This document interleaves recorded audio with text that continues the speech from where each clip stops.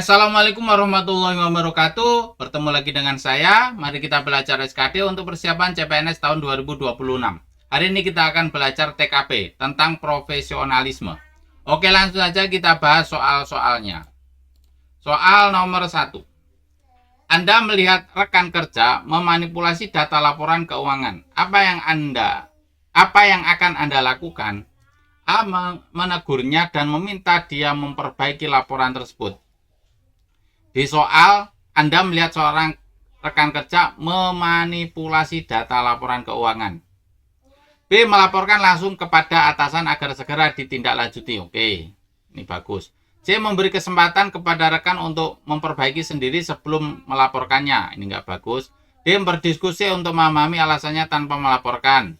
Ini jelas-jelas kesalahan ya, memanipulasi. E. Mengabaikan karena tidak ingin terlibat masalah. Nah, ini satu ini poinnya.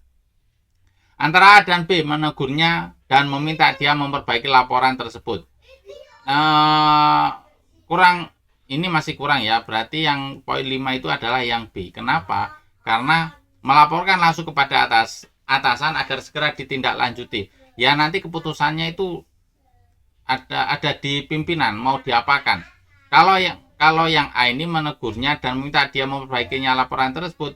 Nah, nanti kan kita sebagai sebagai bawahan lah, rata sama rekan kerja kita.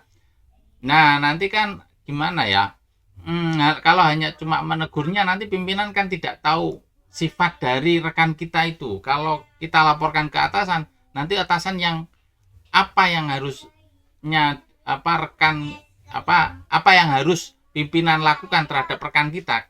Nah itu kan keputusan atasan kita gitu. Jadi poin 5-nya adalah yang B, sedangkan poin 4-nya adalah yang A. Nah, sekarang kita cari poin 3-nya yang mana ini kira-kira. Poin 3 dan 2-nya ada di mana ini? Ini. Ini 3, ini 2. Memberi kesempatan kepada rekan kalau D berdiskusi memahami alasannya. Nah, ini kurang bagus juga ya. Sudah jelas-jelas memanipulasi data. Lanjut nomor 2. Anda adalah ketua panitia festival budaya di kota Anda. Saat ini dana yang tersedia sangat terbatas, sementara beberapa anggota tim menolak mencari sponsor. Apa langkah terbaik agar acara tetap berjalan sukses? Ini agar acara tetap berjalan sukses, kendalanya sangat terbatas dan anggota tim menolak mencari sponsor. A. Meminta anggota lain mencari solusi tanpa terlibat langsung. Nah ini nggak bagus, tanpa terlibat langsung. B. Menunda acara hingga dana mencukupi. Ini juga nggak bagus. C. Mengajak anggota berdiskusi tentang sponsor agar menemukan solusi yang disepakati. Nah solusi, nah ini bagus, ini solutif. D. Memutuskan mencari sponsor meskipun ada anggota yang menolak. Ini bagus juga, tapi bagusan yang C. E. Menyelesaikan acara dengan anggaran terbatas tanpa mencari sponsor. Ini masih bagusan yang D. Berarti yang poin 5 itu adalah yang ini. Ini poin 5-nya, kemudian ini poin 4-nya, ini poin 3. Berarti antara 1, 2 ini yang mana? Tunggu. Memutuskan mencari sponsor meskipun ada anggota yang menolak. Menyelesaikan acara dengan anggaran terbatas. Ini kekompakan tim nggak ada ini. Nah ini 3 ini, berarti ini 4. Ya benar tadi. Ini 4, ini 3. Memutuskan mencari sponsor karena mencari dana, menyelesaikan acara dengan anggaran terbatas ini. Berarti antara A dan B ini poin 1-nya yang mana ini? Yang jelek. A. Menunda nggak bagus. Ini berarti ini 2. Nomor 3. Anda adalah seorang mahasiswa yang juga aktif sebagai anggota organisasi sosial di kampus. Suatu hari Anda memiliki tenggat waktu untuk menyelesaikan laporan penelitian yang bertepatan dengan persiapan acara sosial besar. Apa yang perlu Anda lakukan? Aktif sebagai anggota organisasi. Terus Anda memiliki tenggat waktu untuk menyelesaikan laporan penelitian. Ya, kita dahulukan yang penelitian seharusnya. Karena pekerjaan utama kita adalah mahasiswa. A. Memilih untuk fokus menyelesaikan laporan penelitian agar target akademik tercapai. Oke lah. B. Menyelesaikan laporan penelitian dengan mengorbankan waktu untuk persiapan acara sosial. Oke. C. Menyelesaikan laporan penelitian tepat waktu dan mengikuti acara sosial di sisa-sisa waktu yang ada. Oke.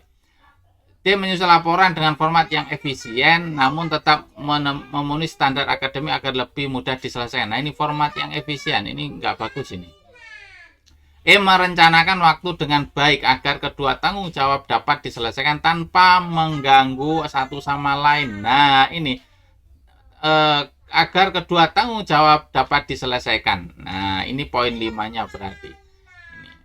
Berarti untuk poin 4-nya yang mana nih poin 4-nya itu ini bagus semua ini.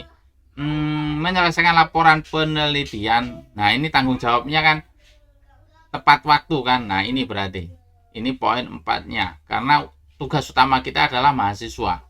Untuk poin 3-nya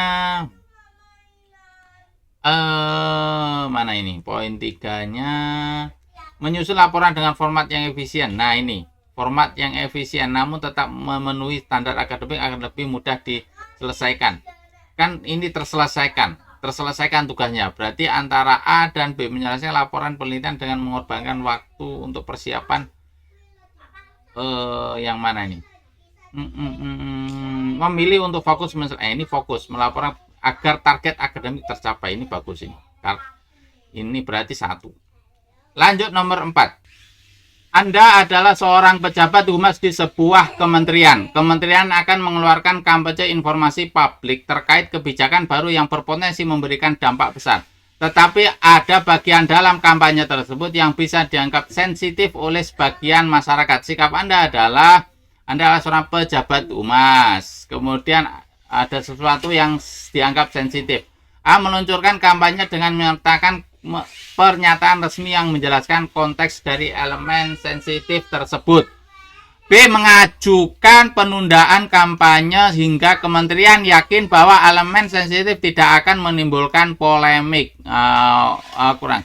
Cari C. Menyebarkan informasi hanya di saluran tertentu yang memiliki audiens lebih terbuka dan tersegmentasi. Oke, bagus. D. Mengeluarkan kampanye setelah melakukan survei singkat untuk memahami reaksi masyarakat sebelum peluncuran luas. Oke. E. Mengkaji ulang elemen. Nah, ini mengkaji ulang elemen sensitif dalam kampanye dan mencari alternatif yang lebih netral tanpa mengorbankan pesan utama. Nah, tanpa mengorbankan pesan utama. Berarti jawabannya poin 5 E.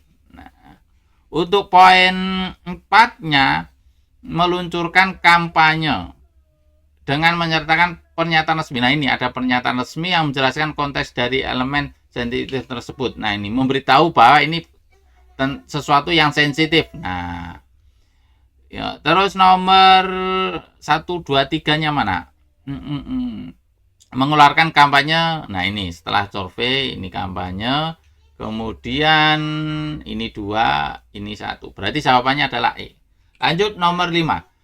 Anda adalah seorang pegawai pemerintah yang bertugas dalam penyaluran bantuan sosial di suatu daerah. Seorang tokoh masyarakat yang memiliki pengaruh besar meminta Anda untuk memberikan prioritas bantuan kepada keluarganya, meskipun mereka tidak memenuhi syarat yang ditetapkan. Apa yang akan Anda lakukan?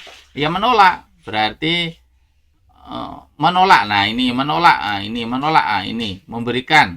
Tidak. Menerima. Oh, bukan. Berarti antara A, B, C. A. Menolak permintaan tersebut dan menjelaskan bahwa bantuan harus diberikan sesuai prosedur dan kriteria yang berlaku. Nah, ini. Menolak hal tersebut dan meminta tokoh masyarakat tersebut untuk lebih berintegritas dalam menjalankan tugas jabatan. Ini bagus.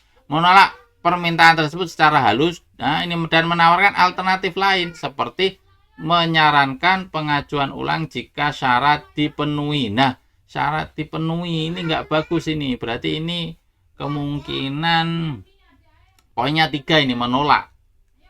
Nah, antara A dan B. A menolak tersebut dan meminta tokoh masyarakat tersebut untuk lebih berintegrasi.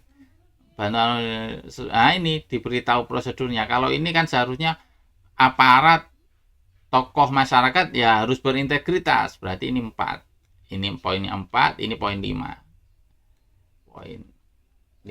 Nah, terus untuk D dan E ini pannya 1 2 ini.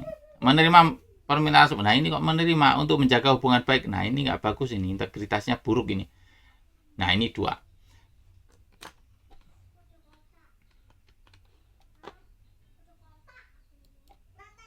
5 soal sudah kita bahas, semoga bermanfaat untuk kita semua dan semoga di tahun ini kita lolos PNS. Al-Fatihah. A'udzubillahi minasyaitonir rajim. Bismillahirrahmanirrahim. Alhamdulillahirabbil alamin.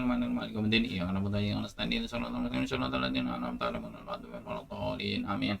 Terima kasih. Saya akhiri. Assalamualaikum warahmatullahi wabarakatuh.